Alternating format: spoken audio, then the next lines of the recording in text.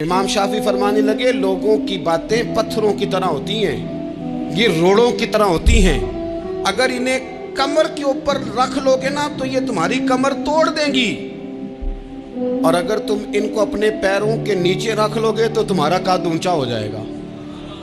बस दुनिया में वो लोग परेशान होते हैं जो लोगों की बातों को कंधों पर सवार कर लेते हैं।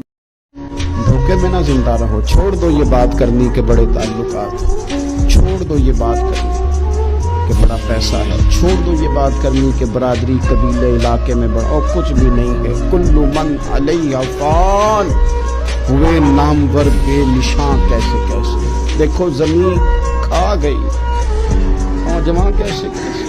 स्याहियां मुझ में दाग मुझ में और जलें उसी के चिराग मुझ में, असासा कल्बो जां वही है, मेरा तो सब कुछ मेरा नबी है।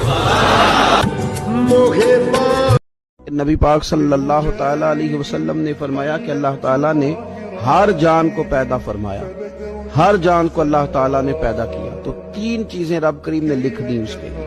क्या लिखा? उसका रिस्क कितना है ये भी रब ने लिख दिया, उम्र कितनी है, जिंदगी कितनी है ये भी रब ने लिख दिया, और जो उस पर मुश्किलात आएंगी वो भी अल्लाह ने लिख दिया। उसकी हिकमत के तकाजों के तहत जो मुश्किलात आएंगी इंसान की गुनाहों की माफी का सबब बनेगी, नेक है तो दर्जात की बुलंदी का सबब बनेगी। तो जो मुश्किलात उसकी तरफ आएंगी, जो मुसीबतें, बीमारियां, तंगियां, वो सब अल्लाह तबारक व तआला की हिकमत के तकाजों के तहत। मैं फर्जे मोहब्बत अदा कर रहा हूं, ये किसी की अदा है अदा कर रहा हूं। हुजूर क्या फरमाते हैं?